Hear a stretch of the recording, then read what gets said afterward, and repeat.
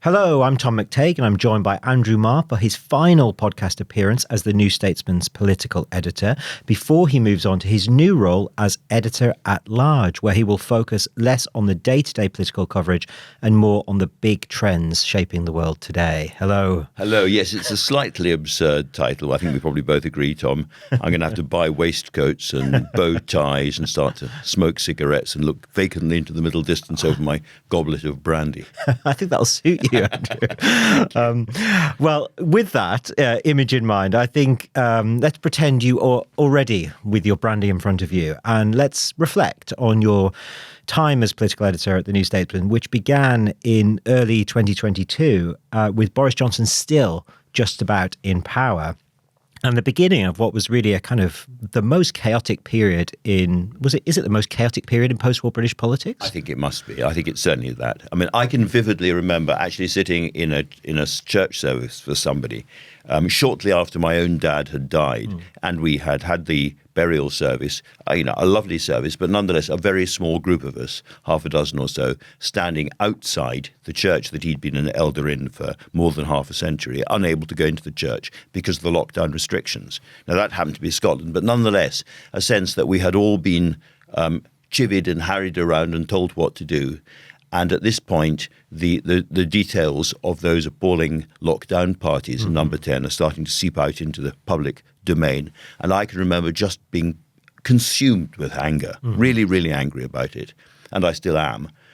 But that was the beginning point of this story, as it were. And then we run from that into that extraordinary day when we were having cabinet resignations almost every 2 minutes. Do you remember? And Rishi Sunak went, and it became clear that he couldn't survive.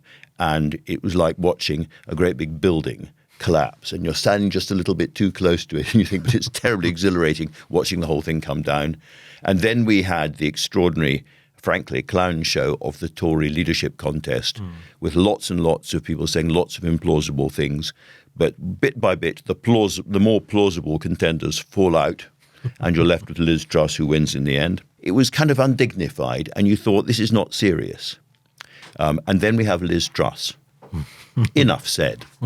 And then we have Rishi Sunak, who I think is a much more serious figure, and came in with some good insights into what's wrong with the British state. But he was right at the tail end of a period of one failure after another, one loss of power after another by different prime ministers, and it was too late for him. And that really is the subject of your cover piece, your brilliant cover piece in this week's New Statesman, which is the sense that at that moment we get Keir Starmer and the Labour Party coming in with a great majority, and it had felt that this had put to bed those years of chaos, those years of absurdity, in a sense. All of that madness had gone. And you reflect in the piece about your sense of why that has not come to pass, why we are still seemingly in a sense of kind of chaos and stasis. Yes, I have no real sense of embarrassment over feeling a prickle of optimism at that time, because we can't be living in a political culture where we assume that every single politician is a fool and a villain, and the rest of us sort of smiling and sneering and throwing bottles from the outside are always the wise ones. And then be surprised when the country doesn't work. So, I did feel that the Conservatives personally had made a series of catastrophic decisions. And below that, there was the big problem of lack of investment in the infrastructure of the country, lack of investment in the big industries of the future. And I did think maybe the grown-ups are coming back again. This is a cabinet of serious, high-minded, non-corrupt, proper people who are going to look at the problems of the country and start to solve them. It's going to be bumpy, it's going to be difficult, but I think it can be done. And we then come on to the last year, which has been, frankly, really, really bad. Yeah, so let's get into that. But quickly before we do, because in a sense, you probably felt something similar about Rishi Sunak himself. But was your sense that Rishi Sunak was a serious man, but leading an unserious party without the necessary tools to be able to govern seriously? That was certainly part of it. And it was a very factionally divided party, big chunks of which did not want him to succeed. But I think there's a parallel, actually, between Rishi Sunak and Keir Starmer, in that they both come in, they've got outsider chops, as it were. In Rishi Sunak's case, he comes from business and industry and the private sector. He's got a lot of experience of that before politics. And in the case of Keir Starmer, it's his lawyerly background. But they look at our political system right at the centre, and they think this does not work. The centre is too weak. If I pull this lever or that lever, it's connected to nothing, and we need to completely rip up the way the British state works. I think they both felt that, and they've both so far failed to make the necessary changes for different reasons. I think Rishi Sunak didn't have the time, and he was constrained by the inheritance of previous Conservative prime ministers, which meant his room for manoeuvre was a bit smaller. He could have been more radical, but he wasn't.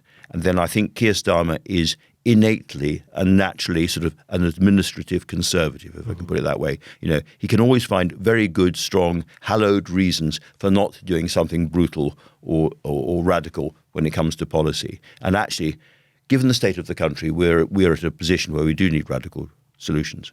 Well, that's what I would say that combines the two of them in a sense, that they are both instinctively conservative with a small c, in that they look at a problem and somebody says, okay, you've just identified that the state doesn't function as you want it to function, that the outcomes are nowhere near good enough. And yet when you are presented with challenges, you opt essentially not to change the system. Well, the most obvious example of that, Tom, I think, is the choice of the current permanent secretary, cabinet secretary, rather, in charge of the whole civil service machine, Chris Warmold, because the need to have a new cabinet secretary came about, roughly speaking, at the same time that Keir Starmer himself was saying, we need to rip up the traditional way that Whitehall has worked. We need to rewire it. We need to take out all the plumbing. We need to knock down walls. We need to make the whole thing work in a different way. In many ways, rather as Dominic Cummings had said during the Johnson years. But then when he's offered a choice of different cabinet secretaries, some very, very talented, quite radical people in there, he goes for Chris Warmold, who is, small c, the most conservative establishment choice of all. And people at the time scratched their heads and said, so how does this compute? And we're told, no, it's going to be absolutely fine. There is a plan. And, 6 months on or 9 months on, whatever it is, they're briefing against Chris Warmold, and I suspect they're going to get rid of him in due course. But this is an extraordinary moment because, again, let's compare the chaos. So we had chaos that was on the surface chaos under the Conservative governments. Today, you almost have like this kind of swan-like chaos. It should be beneath the surface, but it keeps coming to the top, and you can kind of and we read about it in the newspapers, and it's this churn of people in Number 10. So it's not just that they've hired a new cabinet secretary, and they're going to get rid of him quite quickly afterwards. We had that with the Chief of Staff, Sue Gray, then replaced by Morgan McSweeney. Then we start getting briefings against McSweeney quite all relatively the recently, as we call them. Yes, yeah. And then you have the directors of communications. They sort of come and go all the time. The policy unit changes. What is going on? Obviously, people are starting to look and say, well, what is the kind of the unifying theory here? It's that there is one man who's not changing, and he sits atop. And this is the challenge, isn't it? Keir Starmer, you and I both know him reasonably well, and we would say he's a decent, honourable person, and yet he doesn't appear to be able to run Number 10. I think it's worth saying, because on the front page of the New Statesman, Keir Starmer is peering upside down, going down a plug hole. I think this is an entirely decent, serious, grown-up person who is in public service for the right reasons. He's in there to do good, not to enrich himself or to make himself more powerful. He's not somebody who is on a personal power kick. In many ways, he's exactly the kind of person that we want in public life. He's being absolutely traduced and attacked. Mm-hmm. But the problem is, I'm worried that at this stage he's just not radical and clear enough, and he's not giving the country a big, clear story about what he's trying to do. And in the circumstances we are in, that's just not good enough. His biographer, Tom Baldwin, once said to me, he said, the thing about Keir is, he'll look at a problem and he'll try and resolve it by the most straightforward, expected, conventional means. Mm-hmm. And then when that doesn't work, he'll become more radical and he'll try a more radical approach. And if that doesn't work, he'll go more radical still. And therefore, in Tom's view, Keir Starmer, left to himself, will become a more and more radical, brackets left wing, brackets prime minister, as time goes on. Trouble is, the country is very impatient for good reasons. the rivers and the beaches are still filthy. The tax bills are still very high. Too much of the public estate is crumbling. Too many of the high streets are a disgrace. Crime is going up and up and up. Shoplifting has not been dealt with. The phone snatching has not been dealt with. The boats are still coming across the channel in even greater numbers. And if in daily life you see no change, then having a prime minister who takes, step by step by step and will eventually get there, candidly, they're running out of time.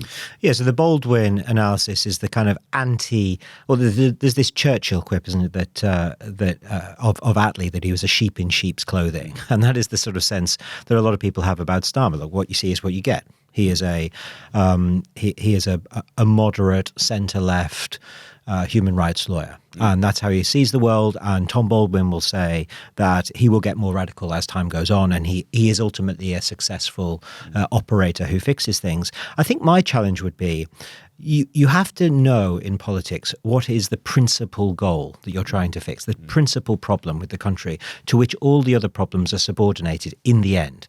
So if you have conflicts within government, between departments, because you know what your principal goal is as a government, which side you're going to fall down on. And I would say if you speak to any cabinet minister today, they will say that Keir Starmer does not like to play that role. He likes to give it to somebody else. He gives it to different chiefs of staff, or he gives it to a new political secretary. Whereas we think of Tony Blair back in the day, and he would love an argument around a cabinet subcommittee table, at the end of which he would say, well, you're right and you're wrong, and this is what we're going to do, yes. Like it or lump it. He enjoyed that. Keir hates it. Yeah, and that's fundamentally that's a political problem, isn't it? Because you need a political program to unite your government in a certain direction, which you have an argument about the politics. And politics is about, dividing lines. It's about saying this is the principal goal.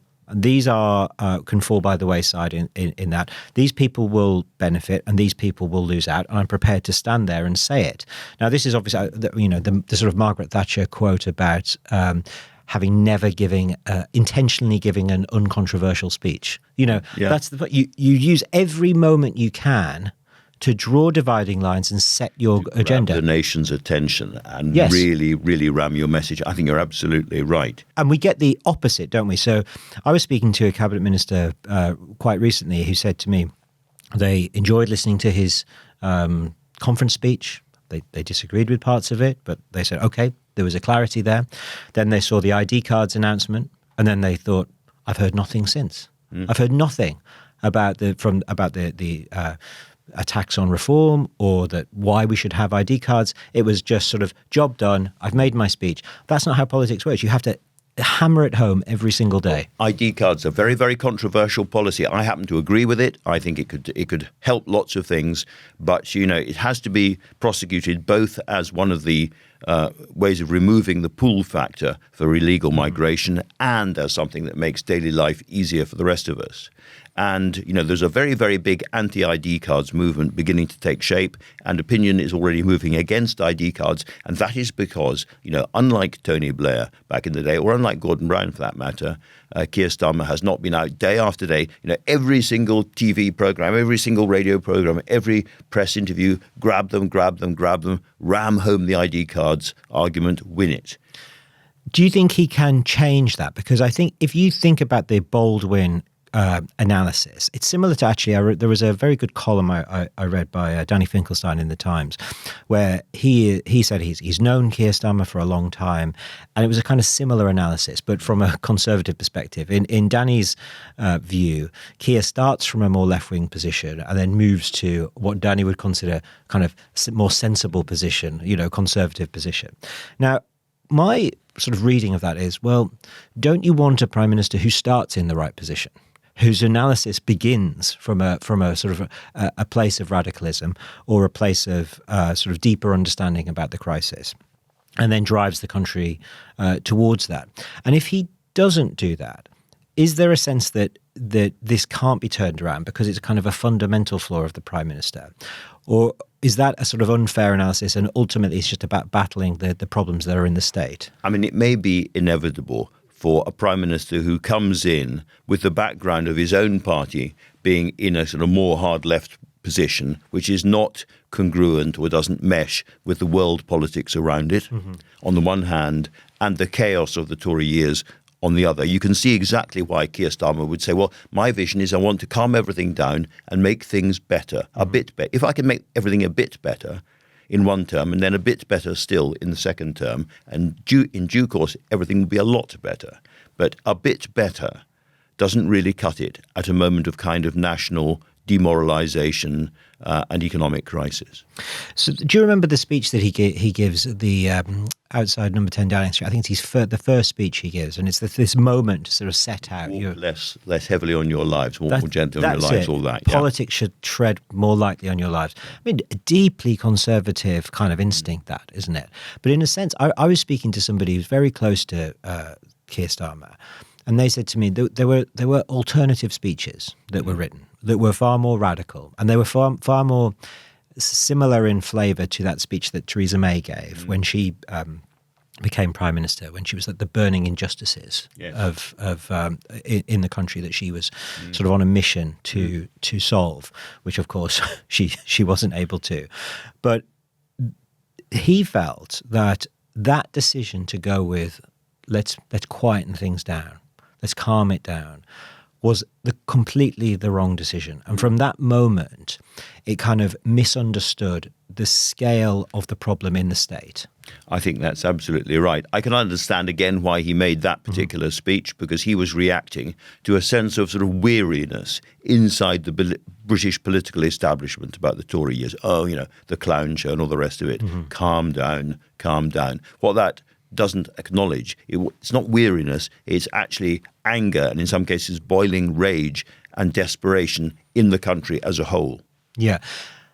What is fascinating to me, Andrew, is that when you now think about some of the characters who have been commenting on British politics or operating in British politics for a long time, let's think of, say, Tony Blair and Dominic Cummings, almost representing complete opposite sides of the political spectrum. One believes in a kind of liberal globalism, and one believes in a how would you describe a tech nationalism on the tech ethno-nationalism, if there's such a thing. Let's say they operate in these two distinct ways. They often now say the same kind of things, that about the state being broken, needing fundamental reform. Why isn't it that this government is able to do anything about this? And that's particularly interesting, because if we could somehow pluck Morgan McSweeney out of Number 10 and put him in front of that microphone, I think he would say very similar things as well. I think they understand the nature of the problem, a lot of these people, but dealing with it means confrontational politics. It means not the content necessarily, but the style of Margaret Thatcher. Do you remember that moment when she stands up on a desk, apparently in Number 10, and says, I am the revolutionary leader of a Conservative government, or I'm the incendiary leader or the insurgent leader of a Conservative government. And you need somebody like that who actually goes in and punches people on the nose frequently, and of whom everybody is scared. I wonder how many people are genuinely scared of Keir Starmer inside the heart of Number 10.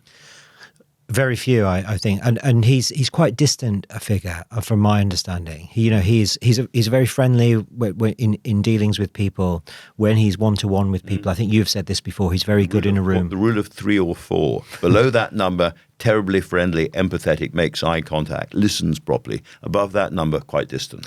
Yeah, and my understanding as well is that he goes to different departments and sort of says, how is it going? How are you achieving these missions? And speaks to the permanent secretaries there. And he's very kind of hands-on in that regard. But again, that's not political. That's not a sense of sort of, what did you just say? Adversarial, a kind of, slamming your fist down and saying, this is what we're going to do. And it's going to really upset a lot of people, but that is necessary. I mean, I'm just thinking about a sense of, the sort of ages moving away from a government. When you feel that what they're trying to achieve almost no longer fits the actual reality of the world. I was thinking of not just Thatcher, who's the kind of obvious one, but also Harold Wilson had that same sense of having an ideology that said, there's a world that existed, a kind of amateur gentleman that has been running Britain for a long time. That's gone. That no longer works. We need to change it. The white heat of technology and all of that. Again, is that what's going on here, Andrew? We have a system that no longer fits the world in which we live. I think we have to go back even further to the Northcote-Trevelyan reforms of the civil service in the height of the Victorian period, where I remember it was after the chaos and disasters of the Crimean War. People started to look at the British state and said, we're still using quill pens in a kind of Dickensian way, and we're trying to create a modern imperial state. Mm-hmm. And so they brought in, people couldn't get jobs in the civil service because their fathers knew somebody or they were in the right club. They actually had to sit exams and know stuff. And that was a radical move forward.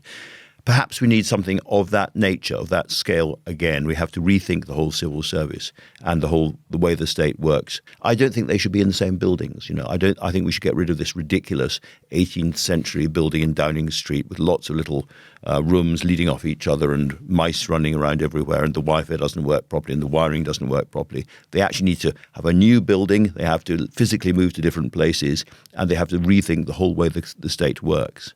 But I don't see any appetite for that kind of radicalism, partly because of the sort of, and we talked about this before, the kind of hysterical moment-by-moment media environment in which politics is conducted. Nobody's going to have the time to think about it. Somebody once put it to me that it's the problem is Britain is an over-centralised state in which the centre doesn't function. That's absolutely. I was talking to somebody from Keir Starmer's team relatively early on in the process, and he said it's really the Larry the Cat syndrome. Now, Larry the Cat is a big star on Instagram and X and all the rest of it, and is a much-loved national figure, a little bit below Paddington the Bear, but, a much-loved symbol of the nation. The truth, said this person, is that number 10 is overrun with mice because Larry the Cat is fed by everybody. Larry the Cat is too fat and too idle and too complacent to actually do his job, which is catching mice in number 10. He is a kind of gross welfare dependent sitting at the heart of the system. And yet we applaud him. And that's as good a symbol as you will ever get about what's wrong. Do you think that it's possible to run a Britain? Is it possible to save because the picture you paint is obviously of a state that doesn't function and a small cadre of people around a flawed human being. We're all flawed, trying to do things, but they can't because of the media environment. Could anyone? I think that's a very profound question. My answer, because I'm a natural optimist in life, is that everything is possible and nothing is set in stone, nothing is inevitable, but that at this pass it requires a far more radical approach from the top and a far more determined. It requires some kind of almost political genius who has the ability to communicate in fire and flame and really get people thinking and acting differently, and who is also organisationally superb and has the political chops for it as well. I think one of the reasons that Labour are too complacent even now is that they look around and think, well, in the end, after another couple of years of this, we're going to go to the people and we're going to say, look, you may not like everything we've done, but Keir Starmer or Nigel Farage, really? All these radical, wild ideas. And I think the country's in the mood to say, no, frankly, we need something radical. We need to take a risk, and we're ready to take a risk. And so you either take a risk in power, in government now, or the electorate will find somebody to take a risk for you instead. I find it in one sense kind of quite dispiriting. I was at the Wimbledon Literary Festival the other day with Jeremy Hunt, and he was trying to make the case that we shouldn't have a system that depends on, figures of such, power. You should have a system that can actually function with people like Jeremy Hunt in it. Yes, basically. I think that was his assumption. Please, can we have a system that allows me to be Prime Minister? Now, I sort of thought that was reasonable, but it's hard to look around our political class and see a political giant. But we do have somebody with fire and fury, and that, of course, is Nigel Farage. I mean, how do you think it is shaping up for him at the moment? Well, he is a great political communicator. There is no doubt about that. And it's not just the fire and fury, it's humour. Mm-hmm. And he thinks laterally a lot of the time. I was sitting in the House of Commons press gallery this week, watching Prime Minister's questions, and I glanced across, and to my amazement, I saw, sort of grinning in my direction, Nigel Farage sitting in the another part of the gallery at the same level as the journalists, alongside Aaron Banks and Vera. I thought, what the heck's he doing there? And the reason he's there is he's so cross that he keeps being attacked in the chamber by Labour and by the Tories, but particularly by Labour, and the Speaker doesn't let him come in frequently to reply, very, very rarely, that he said, well, if I'm going to be a spectator, I might as well be a spectator from the spectators' gallery. So I'm not going to take my seat until the Speaker tells me he's going to call me more often. Now, you might say that's a bit childish, a bit petty, but it's also quite funny, and it gave an image to the press, and it raised an issue which is personal to Farage, that would not have been raised before. It's a small example of the way that he is still thinking laterally. And I think a lot of the danger of the British conventional system is that so many politicians behave in a way that's gone on for decades. They brief certain newspapers, they make speeches to conferences that nobody, frankly, pays any attention to these days. They're behaving as if we're living in the 1960s and 70s. And Farage, whether it's that kind of example or whether it's the amount of time he has spent trying to win over big, big audiences successfully on TikTok, is thinking differently. Yeah, there's a sense, isn't it, that we all came back from the party conference season and said, oh, it's been very good for Labour. Oh, it's quite good for Kemi Badenoch as well.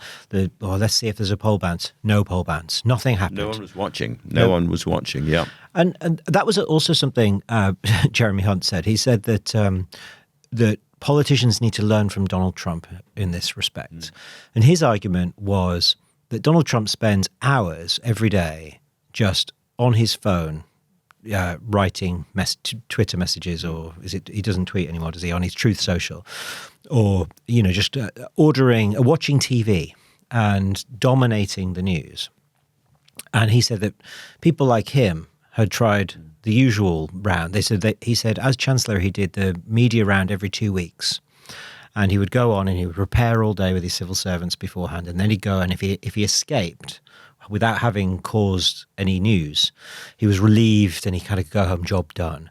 And obviously Donald Trump is there just trying to cause as much news as he possibly can. Really interesting point that. In the many years when I was doing Sunday morning political television, I was always struck by the politicians who come in. It happened almost every week. Big politician come in and you'd ask them the obvious questions and they would dodge and weave, and you'd try and stop them dodging and weaving. You'd try and catch them into a corner and you wouldn't do it, or you would do it, or whatever. And they would leave and they say, I think that went very, very well. And you'd say, well, in what way did you think that went well? I don't think there's no headlines there, Andrew. I don't think you got a headline there. And you'd say, well, hold on a second. You've just been talking to 6 million people, a rare example, and they have learned nothing. Nothing is going to be memorable from what you have said. How is that a win? I'm still astonished by the number of politicians who do interviews of any kind without going in, knowing what they want the story to be, what they want the controversy to be before they go into the room. So it's a very general problem of that, not one that Nigel Farage suffers from, it has to be said. I think clearly there are problems around reform. Clearly there is going to be a bit of feuding with the characters at the top. Clearly there is a philosophical problem they have about exactly who they are. Are they kind of, as it were, Maloney-style populists who are tilting a little bit to the left economically, as well as being sort of ethno-nationalists? Or are they hyper-Thatcherites, or who are they? Those questions are still to be resolved. But while Nigel Farage is still at the top there, they are going to carry on causing huge problems, I think, for both the major parties, as we're going to see, I think, in Wales very imminently. So I was speaking to a Conservative strategist who had said to me that if you think about all parties to the right of the Conservative Party, they have always struggled in Britain because they're seen as disreputable. They're not the kind of people that you want to be associated with or being associated voting for. There's something of the kind of skinhead about them. There is something thuggish about them, that you wouldn't, a decent family from in a decent market town would not want to vote for that party. And that, this person said, changes with Farage. He's very skilled at not allowing himself to fall into that. And I asked, does the rise of Tommy Robinson and that movement does it help or hinder Farage in his search for respectability? And if he can achieve respectability, if he can be more respectable to vote for Farage than, say, the Conservative Party, then is that sort of job done? Is that his key into power? And this person said, Tommy Robinson makes Nigel Farage more respectable. I think that's exactly right. And if you hear the way that Nigel Farage will talk about Tommy Robinson and people to his right, it's always, oh, you think I'm extreme, you think I'm a bit much, just you wait. If it's not me, just you wait about what's going to come next. And I think there's an element of truth in that, by the way. So no, I think the way I want to come back to what you were saying about Jeremy Hunt and Donald Trump tweeting all the time, because of course the British state reacts to that by having a little team of people in a basement tweeting on the Prime Minister's behalf. And you do see lots of little messages from the Prime Minister. Keir Starmer says this, Keir Starmer says that. But you absolutely know, because this is about authenticity, that it's not Keir Starmer.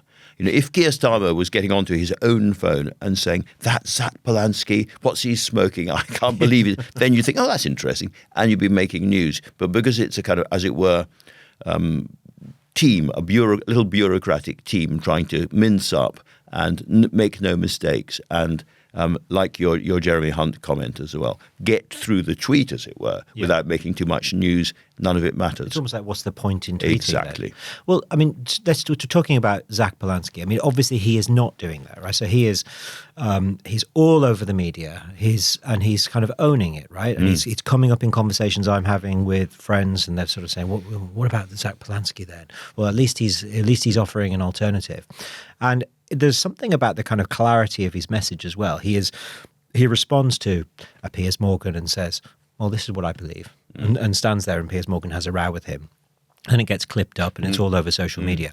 I mean, how much of a threat is Polanski to the Labour Party? Because there was a poll the other day that they were ahead of Labour. Yeah. First of all, on the poll, which I used in my column this week, it's by a group I don't know very well. And it may well be an outlier. There hasn't been lots more polls, but nonetheless, it was very dramatic because it showed Labour at 15 points, very slightly behind the Greens at 15 points. So I think if it's an outlier one day before too long, the way things are going, it'll become true. Yes. I think Zack Polanski is a threat, but not in the way that most people think. Most people say, well, of course, here is a new left-wing party. It's going to suck huge numbers of people out of Labour, lots of activists, and it's just going to be a proper electoral threat, and they're going to take seats away from Labour. Now, that might happen, and certainly the Greens have put on huge numbers, tens of thousands of extra members within a few weeks. But I think the bigger threat is this, that we are now in a multi-party system, squeezed onto a system like the bicycle built for two. And it's going to be very difficult to predict how that plays out. Fundamentally, the Starmer approach, as I said before, is going to be, if you vote Conservative, you may well get Nigel Farage. Yeah. You can't even begin to think you want Nigel Farage, though many people do. Therefore, it's me, sensible politics, grown-up politics, the future, or it's the maniacs. Well, that assumes if Starmer's going to still be in place. I'm assuming that for the time being. Yeah. Us or the maniacs. And therefore, when you're confronting the Tories, you use Reform's most extreme positions to, as it were, smear or tar the Tories. Eventually, they'll have to go into an alliance with these people. So if you vote for Kemi Badenoch, you're going to get Aaron Banks and so on. That's kind of the strategy. But it can be completely flipped, can't it? So Farage or indeed the Conservatives say, yeah, hang on, but the Labour or the left coalition is splintering in all sorts of places as well. So if Starmer got in again, he would be reliant on Zack Polanski. So let's see what Zack Polanski says about what is a woman. Let's see what Zack Polanski says about open borders. Let's see what Zack Polanski says about NATO or disarmament and all those positions. Let's see what he says about higher taxes. Vote Starmer, vote Labour, and you're going to get green scale wealth taxes.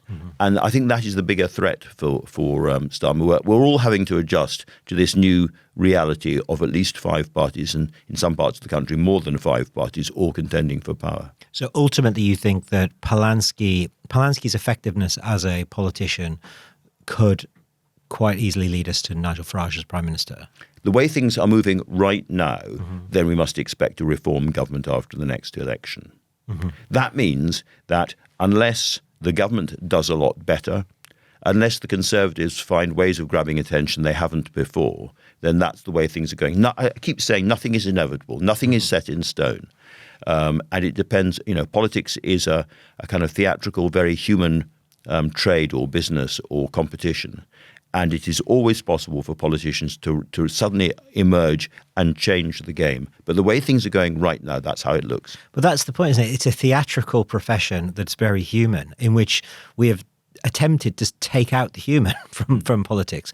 And therefore, we're sort of surprised when we see these figures like Polanski or Farage or Trump when they emerge, because whatever they are, they're obviously these sort of very human people that sort of display their emotions. When I am sort of trapped in a rhetorical blind alley, what I like to do generally is blame Boris Johnson.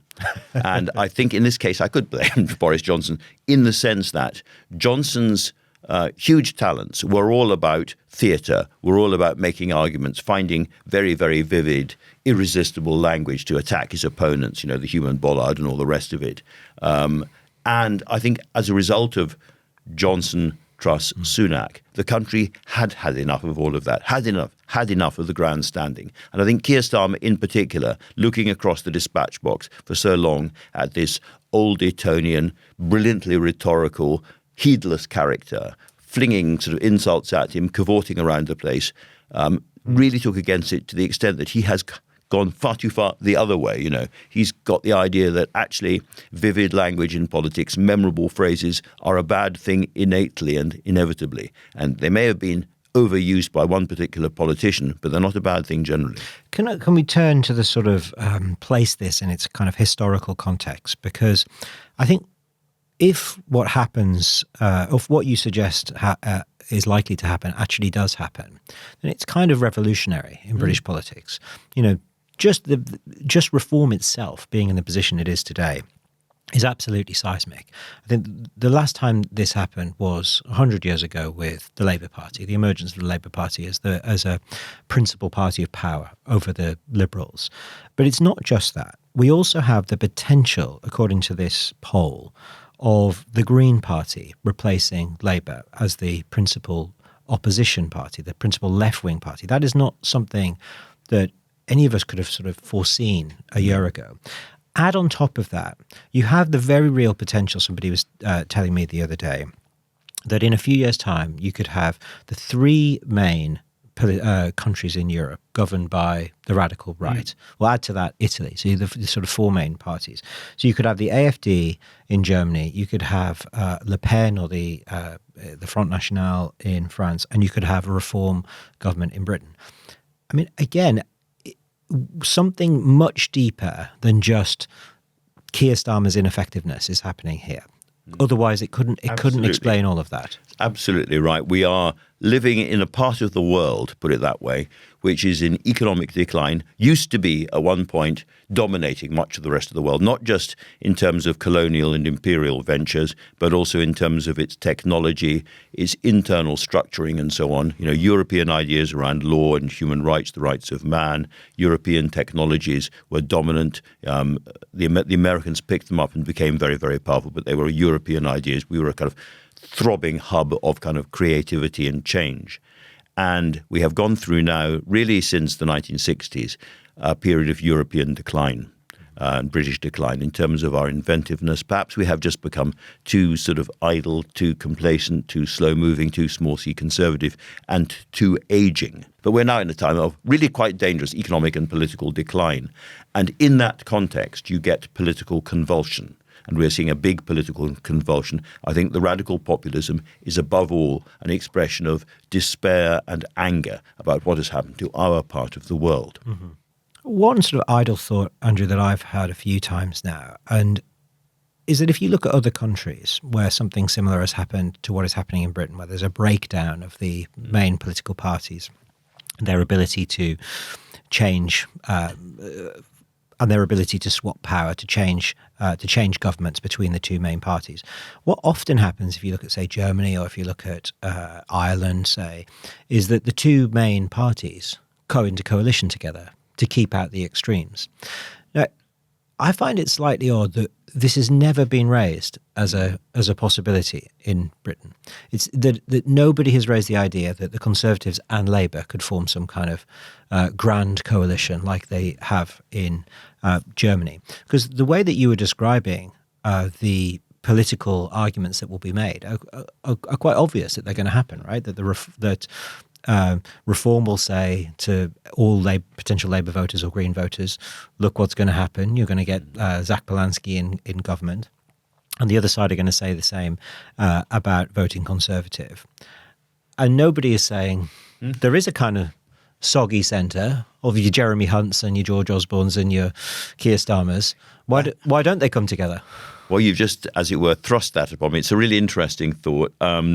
My first instinct is that the personal animus at the top of the Conservative and Labour parties is such that makes it very, very difficult.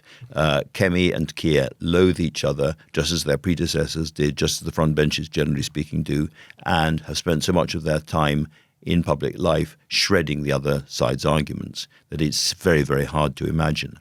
I guess that you see, what would that actually mean in terms of, for instance, tax and economic policy? It's very hard to tell at this stage. Status quo? Status quo. We don't want that. That is the problem. That's what we've been talking about, in a sense, is the problem with the status quo. I think more likely in this system comes a really good new result, yet again, for a party we haven't mentioned at all, which is the Liberal Democrats. Right. If you are a status quo person of mildly liberal views, they are beginning to look an obvious. I think there's an awful lot of problems with the Liberal Democrats in terms of their economic policy, their policy towards Europe and so on.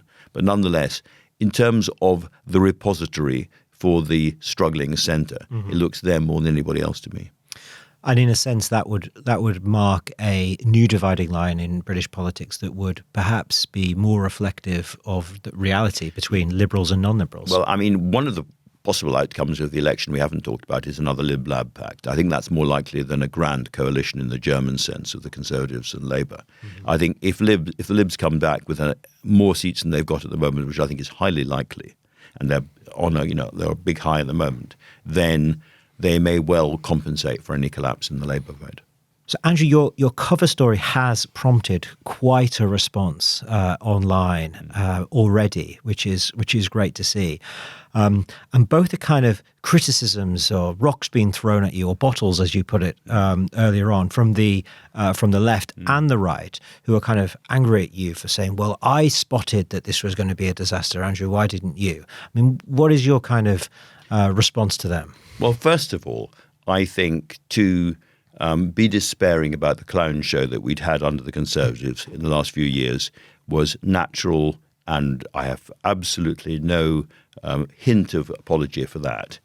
But also, I think when you are confronted by a potential new government with people like Starmer and Reeves and the rest of it, and they are saying what sound like the plausible things about the importance of investment, huge wall of investment needs to come into the UK, about reliable, consistent economic policy, then I think it's natural to try to think, actually, you know what, this could work. And I think all of us, wherever we're on the left or the right, we have to look at our system and from time to time give them a chance, think this might work. And I did think it might work. And looking back on it, what I've said in the piece is that I think everybody, including me perhaps, underestimated the depth of the economic problems around us, the depth of the fiscal holes the new government was going to pick up, the depth of the problem in terms of economic growth that Brexit had produced. And of course, we couldn't at that point know the challenges on tariffs and Ukraine that the next Trump presidency would bring, because it wasn't there yet. There were plenty of problems around the energy spike because Putin had already started his invasion of Ukraine properly, and yet, so I can understand both. I think the relative optimism. We have to have relative optimism from time to time, and otherwise, what's the point of any of it? And I'm not embarrassed at all about that. I wouldn't have mentioned it myself if I was, but I think you have to acknowledge when you get something wrong. And I had underestimated, and I think, frankly, the Labour Party had underestimated the scale of the challenge ahead. And it was all a bit too easy to say it's all those clowns. I keep using the word clowns, but it's a bit too easy to say that perhaps, because on the Tory side, there were some serious people trying really hard to turn things around, and they failed. And to think more about that might have given us a slightly more realistic assessment at the time of the general election. I also think there's a lesson in your answer there, which is the optimism point. And the part of the problem, I think, with this government is that they haven't given us the hope or the optimism. So and the very fact that is necessary in politics, because without it, you just lead to sort of despair and cynicism. Out there, somewhere, there is a next Prime Minister who may feel very different indeed.